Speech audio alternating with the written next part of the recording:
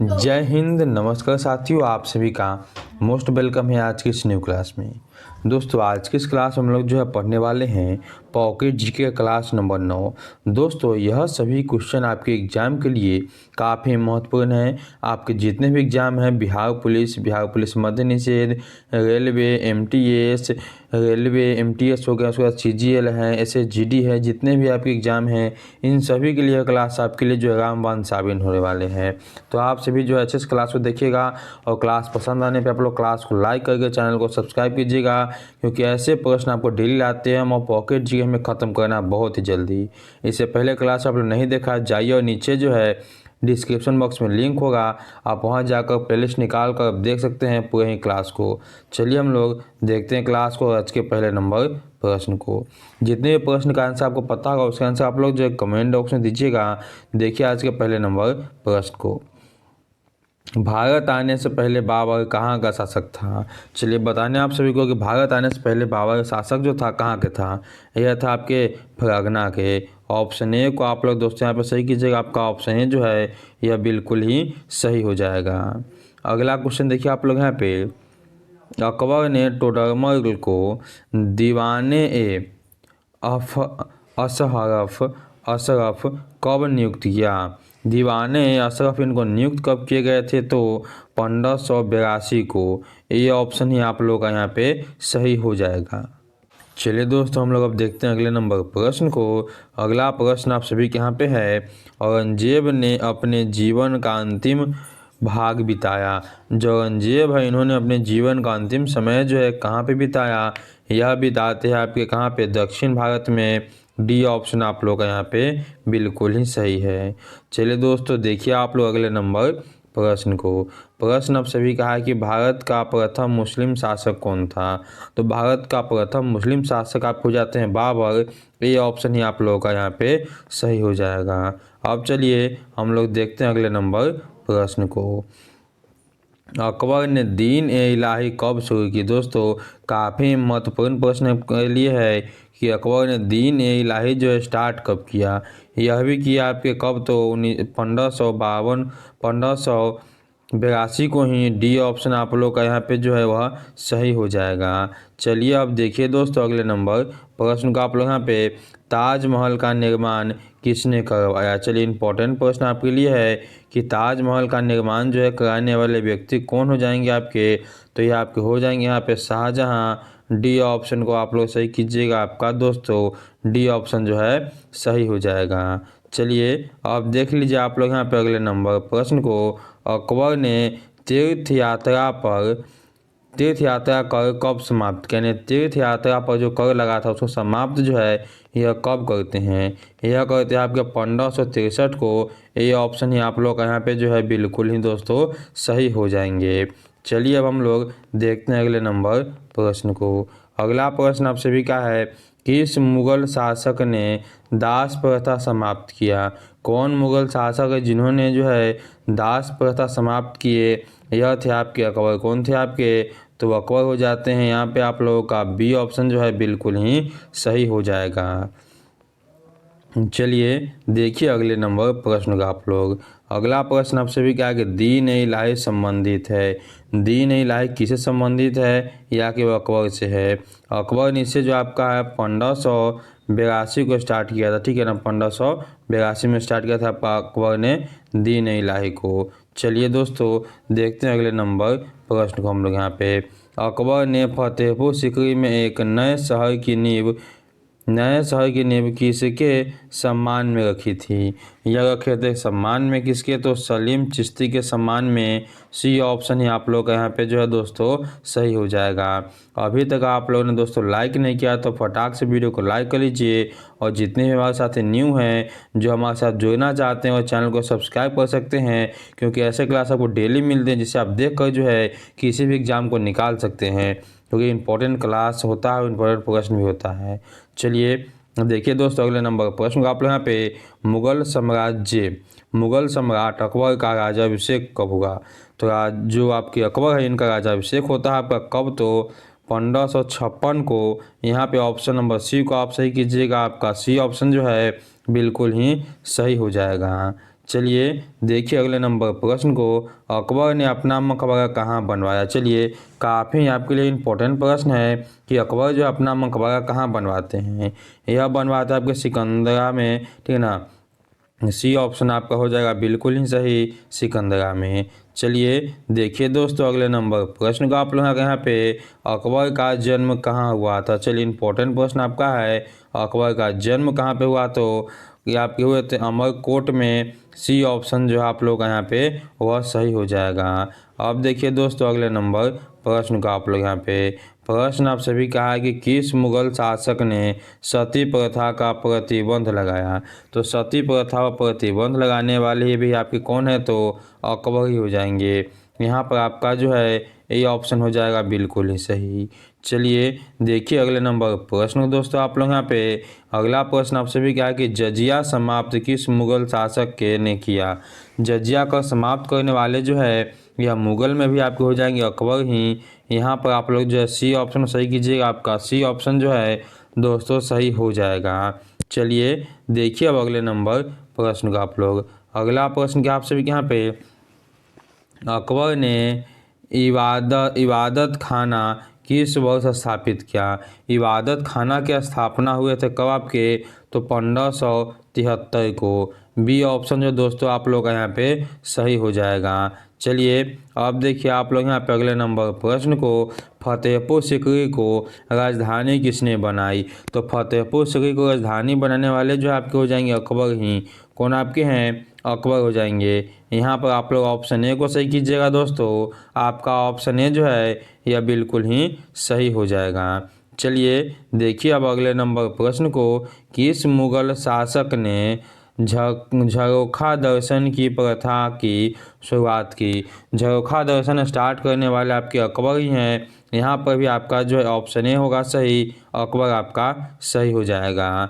चलिए अब देखते हैं हम लोग अगले नंबर प्रश्न को। अगला प्रश्न क्या आप सभी के यहाँ पे, अकबर का संरक्षक कौन था। चलिए फटाफट आप लोग बताइएगा हमें कि अकबर का संरक्षक जो है यह कौन थे। यह थे आपके बैरम खां। कौन थे, तो बैरम खां थे। ए ऑप्शन आपके जो यहाँ पे है वह सही हो जाएंगे आपके ये ऑप्शन। चलिए देखिए दोस्तों अगले नंबर प्रश्न को आप लोग यहाँ पे, अगला प्रश्न क्या आप सभी के यहाँ पे, कि अकबर निम्नलिखित में से किस राज्य पर अधिकार नहीं कर सका। अकबर कहाँ पर अधिकार नहीं कर पाए थे, या आपको हो जाएंगे मेवाड़ पे जो है अधिकार नहीं कर पाए। बी ऑप्शन दोस्तों आप लोग यहाँ पे सही हो जाएंगे। दोस्तों निवेदन है आप लोगों से कि आप लोगों ने अभी तक वीडियो को लाइक नहीं किया तो फटाक से वीडियो को लाइक कर लीजिए, और जितने भी न्यू हैं वह सभी चैनल को सब्सक्राइब कर लेंगे और बेल आइकन को ऑल पे दबा देंगे, ताकि आने वाले क्लास का नोटिफिकेशन आपके पास सबसे पहले पहुँचे। चलिए देखिए दोस्तों अगले नंबर प्रश्न को आप लोग यहाँ पे, अगला प्रश्न क्या आप सभी क्या कि निम्न में से कौन मुगल शहजादी थी जो कवित्री थी। वह कौन आपकी मुगल शहजादी है जो एक कवित्री भी थी, तो आपके हो जाएंगे यहाँ पे ऑप्शन ए सही, शाह आगा। शाह आगा हो जाएंगे आपके, ए ऑप्शन जो है यह बिल्कुल ही सही हो जाएंगे। चलिए देखिए आप लोग यहाँ पे 22 नंबर प्रश्न, हल्दी घाटी का युद्ध किस वर्ष हुआ था। चलिए काफ़ी ही आपके लिए यह इम्पोर्टेंट प्रश्न है कि हल्दी घाटी का युद्ध जो है यह कब हुआ। ये आपके हो जाते हैं कब, 1576 को। सी ऑप्शन आप लोग का यहाँ पे सही हो जाएगा। चलिए दोस्तों देखिए आप लोग यहाँ पे 23 नंबर प्रश्न को, तानसेन का मकबरा है। तानसेन का मकबरा जो है कहाँ पे है, दिल्ली में है, आगरा में है, झांसी में है, ग्वालियर में है। तो तानसेन का मकबरा हो जाएगा कहाँ पे, तो ग्वालियर में। डी ऑप्शन को आप लोग यहाँ पे सही कीजिएगा, आपका डी ऑप्शन जो है सही हो जाएगा। चलिए दोस्तों हम लोग अब देखते हैं अगले नंबर प्रश्न को। प्रश्न क्या आप सभी क्या है कि मुगल कालीन चित्रकला का चरमोत्कर्ष किसके काल में था। मुगल कालीन चित्रकला का जो है चरमोत्कर्ष जो है ये आपके हो जाते हैं कौन के शासनकाल में, तो जहांगीर के शासनकाल में। यहाँ पर आप लोग जो है दोस्तों सी ऑप्शन को सही कीजिएगा। चलिए देखिए आप लोग यहाँ पर 25 नंबर प्रश्न को, प्रश्न क्या आप सभी के यहाँ पे है, तुजुक ए बाबरी को फारसी में किसने अनुवाद किया। तुजुक ए बाबरी को जो है फारसी में अनुवाद करने वाले आपके हो जाएंगे यहाँ पे कौन, अब्दुल रहीम। सी ऑप्शन आपका यहाँ पे होगा सही, सी ऑप्शन आप लोग सही कीजिएगा। चलिए देखिए दोस्तों अगले नंबर प्रश्न का आप लोग यहाँ पे, लोधी वंश का अंतिम शासक कौन था। चलिए फटाफट से आप लोग इसका आंसर देंगे हमें कमेंट बॉक्स में कि लोधी वंश का जो है अंतिम शासक कौन था। इसके अंतिम शासक आप हो जाएंगे इब्राहिम लोधी। सी ऑप्शन आप लोग यहाँ पे सही कीजिएगा। चलिए देखिए अगले नंबर प्रश्न को आप लोग यहाँ पे द्वितीय अफगान राज्य का संस्थापक कौन था। द्वितीय अफगान राज्य के संस्थापक जो है किसे हम कहते हैं, हम कह सकते हैं इसे शेर शाह सूरी को। ये ऑप्शन आपका हो जाएगा यहाँ पे बिल्कुल ही सही। चलिए अब देखिए दोस्तों अगले नंबर प्रश्न को आप लोग यहाँ पे प्रश्न क्या आप सभी के यहाँ पे है, आमेर के किस राजा ने अपनी पुत्री का विवाह अकबर के साथ किया। अकबर के साथ आमेर के कौन से राजा अपने पुत्री का विवाह करते हैं, तो आप लोग कहिएगा कि भारमल। ये ऑप्शन आपका हो जाएगा यहाँ पे सही। चलिए देखिए अगले नंबर प्रश्न को आप लोग यहाँ पे अगला प्रश्न आप सभी के यहाँ पे है, राजकुमार दारा का संबंध किस सिलसिले से था। तो राजकुमार दारा का संबंध जो है ये आपको हो जाता है किससे, तो कादिरी के सिलसिले से। ऑप्शन नंबर आपका यहाँ पे सी होगा सही। चलिए देखिए आप लोग यहाँ पे 30 नंबर प्रश्न को त्रिपिटकाचार्य किस विद्वान लेखक को कहा जाता है या कहा गया। त्रिपिटकाचार्य जो है यह कहे गए हैं किसको, तो ऑप्शन नंबर सी सही कीजिएगा आप लोग यहाँ पे राहुल संस्कृत्यायन को। सी ऑप्शन आपका यहाँ पे सही हो जाएगा। चलिए देखिए दोस्तों अगले नंबर प्रश्न को आप लोग यहाँ पे निम्न में से कौन अर्धचालक यानी अर्धचालक नहीं है। इनमें कौन है जो कि आपका अर्धचालक नहीं है बताने आपको, तो 31 का ऑप्शन सी कीजिएगा आप लोग कि पारा जो है ये आपका अर्धचालक नहीं है। सी ऑप्शन ही आपके सही होंगे। बाकी आपके जो आपके सिलिकॉन है और जर्मेनियम है यह दोनों अर्धचालक में आ जाते हैं। चलिए देखिए आप लोग यहाँ पे 32 नंबर प्रश्न को वोल्ट बटे एम्पियर प्रदर्शित करता है। तो वोल्ट बटे एम्पियर जो है यह प्रदर्शित करता है किसको, तो ओम को। यहाँ पर आप लोग सी ऑप्शन सही कीजिएगा। सी ऑप्शन आपका हो जाएगा सही। चलिए दोस्तों हम लोग अब देखते हैं यहाँ पे 33 नंबर प्रश्न को विद्युत प्रतिरोध का मात्रक। चलिए इंपॉर्टेंट प्रश्न आपके लिए है कि विद्युत प्रतिरोध का मात्रक जो है क्या होगा। जब भी आपसे पूछे प्रतिरोध तो आप लोग ओम को टिक कीजिएगा, आपका ओम सही होगा यहाँ पे। सी ऑप्शन आप लोग सही कीजिएगा। चलिए देखिए आप लोग यहाँ पे 34 नंबर प्रश्न को विद्युत धारा का मात्रक है। धारा का मात्रक क्या आपका होता है, एम्पियर होता है। यहाँ पे ऑप्शन सी सही, डी सही कीजिएगा। डी ऑप्शन आप लोगों का सही हो जाएगा। चलिए हम लोग अब देखते हैं अगले नंबर प्रश्न को 1, 2 और 3 ओम के 3 प्रतिरोध को श्रेणी क्रम में जोड़ने पर तुल्य प्रतिरोध होगा। श्रेणी क्रम यानी R1 देखिए हम यहाँ पे लिखेंगे तो R1 plus R2 plus R3 हो जाएगा। 3 आपका 1 है प्लस 2 और प्लस 3, तीनों को जोड़ने पे आ जाएगा आपका 6 यानी 6 ओम हो जाएगा आपका यहाँ पे। डी ऑप्शन आप लोग सही कीजिएगा, आपका डी ऑप्शन हो जाएगा बिल्कुल नहीं सही। चलिए अब देखिए आप लोग यहाँ पे अगला प्रश्न विभवांतर का SI मात्रक क्या है। विभवांतर पूछे आपसे या विभव पूछे, दोनों का होता है आपका वोल्ट। क्या होता है, वोल्ट होता है। डी ऑप्शन आपका यहाँ पे हो जाएगा बिल्कुल नहीं सही। चलिए हम लोग देखते हैं अगले नंबर प्रश्न को कि विभव का मात्रक है। विभव का भी क्या होगा आपका, तो वोल्ट ही होगा। ऑप्शन नंबर आप लोग यहाँ बी को सही कीजिएगा, विभव का हो जाएगा वोल्ट। आपसे पूछे प्रतिरोध का, तो प्रतिरोध का आपका हो जाएगा यहाँ पे ओम, ठीक है ना। एम्पियर जो है धारा का मात्रक आपका होता है एम्पियर। चलिए अब देखिए दोस्तों अगले नंबर प्रश्न को। अगला प्रश्न आप सभी का है कि 100 वाट और 220 वाट के विद्युत बल्ब के तंतु का प्रतिरोध क्या होगा। तो प्रतिरोध हमें आर निकालना है। यहाँ से भी इसका आर निकाल सकते हैं। इसका आर जो है ये आपके कितने हो जाएंगे, तो यहाँ पे आप कहिए कितना हो जाएगा आपका। तो यहाँ पे आप लोगों का जो है हो जाएगा कितना, तो 484 ओम हो जाएगा। बी ऑप्शन आप सही कीजिएगा, आपका यहाँ पे बी ऑप्शन हो जाएगा सही। चलिए अब देखिए अगला नंबर प्रश्न आपका। अगला प्रश्न आप सभी क्या है कि मानव नेत्र के किस भाग पर किसी वस्तु का प्रतिबिंब बनते हैं। तो मानव नेत्र में आप कह सकते हैं रेटिना या दृष्टिपटल पे किसी वस्तु का प्रतिबिंब बनता है। आप लोग यहाँ पे डी ऑप्शन सही कीजिएगा, आपका डी ऑप्शन हो जाएगा बिल्कुल ही सही। चलिए अगला प्रश्न देखिए आप लोग यहाँ पे 40 नंबर प्रश्न तारों के टिमटिमाने की व्याख्या किस सिद्धांत पर आधारित है? यह आपके आधारित है कौन सा सिद्धांत पे? कहिएगा अपवर्तन के सिद्धांत पे। ए ऑप्शन ही आप लोग का यहाँ पे सही हो जाएगा।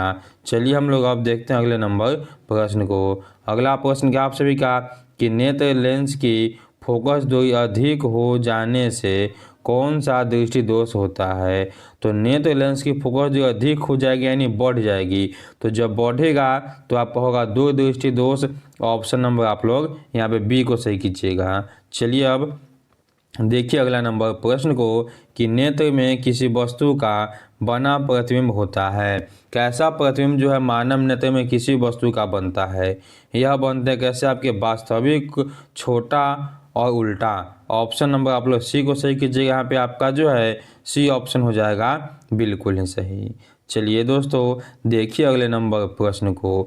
जो नेत्र निकट स्थित वस्तु को स्पष्ट नहीं देख पाता है उस नेत्र में होता है। तो निकट नहीं देख पाएगा लेकिन दूर के देख पाएगा, तो इसमें आपका दूरदृष्टि दोष है। क्या आपका है? दूरदृष्टि दोष है। ये ऑप्शन को आप लोग सही कीजिएगा। आपका ये ऑप्शन सही है। और दूरदृष्टि दोष को दूर करने के लिए आपका जो है उत्तल लेंस का उपयोग होता है, इसे भी आप याद कीजिएगा। चलिए अब देखिए आप लोग यहाँ पे अगले नंबर प्रश्न को यानी 44 नंबर प्रश्न को। श्वेत प्रकाश की किरण जब किसी प्रिज्म से होकर गुजरती है तो जो रंग वो सबसे अधिक विचलन होता हुआ है, सबसे अधिक विचलन कौन होगा आपका? तो सबसे अधिक विचलन जो होगा वो आपके यहाँ पे कहिएगा क्या? बैगनी का विचलन सबसे अधिक होगा।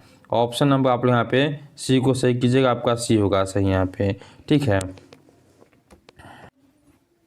चलिए देखिए अगले नंबर प्रश्न को आप लोग यहाँ पे। अगला प्रश्न क्या आप सभी के यहाँ पे द ऑरिजिन ऑफ स्पीसीज नामक पुस्तक किसने लिखी है? द ऑरिजिन ऑफ स्पीसीज पुस्तक जो है यह लिखे आपके डार्विन को लिखे हैं। तो डार्विन लिखे हैं। यहाँ पे ऑप्शन ए को ही आप सही कीजिएगा। तो आपका ऑप्शन ए जो है वह सही हो जाएगा। चलिए देखिए दोस्तों अगला नंबर प्रश्न आप लोग यहाँ पे कि मनुष्यों में कितने जोड़े गुणसूत्र पाए जाते हैं? हमसे जोड़ा में पूछा है तो जोड़ा में आपका होता है 23 जोड़ा, और संख्या में पूछे संख्या में आपको होते हैं 46। तो जोड़ा में आपका ऑप्शन सी यहाँ पे होगा सही, 23 जोड़ा। सी ऑप्शन आपका यहाँ पे बिल्कुल ही सही हो जाएगा। चलिए अब देखिए दोस्तों अगले नंबर प्रश्न को आप लोग यहाँ पे कीटों के पंख, चमगादड़ के पंख किस तरह के अंग है? तो कीटों के पंख और चमगादड़ के पंख दोनों देखने में समान हैं लेकिन दोनों का काम क्या है ये आपको बताने हैं। तो आपको जाएंगे क्या? समृद्धि अंग। सी ऑप्शन आपका हो जाएगा बिल्कुल ही सही। चलिए अब देखिए अगला नंबर प्रश्न आप लोग यहाँ पे कि मेंडल ने अपने प्रयोग में यानी प्रयोग के लिए किस पौधे को चुना? यह चुने आपके मटर के पौधे को। ए ऑप्शन जो आप लोग यहाँ पे वह होगा ए ऑप्शन बिल्कुल ही सही।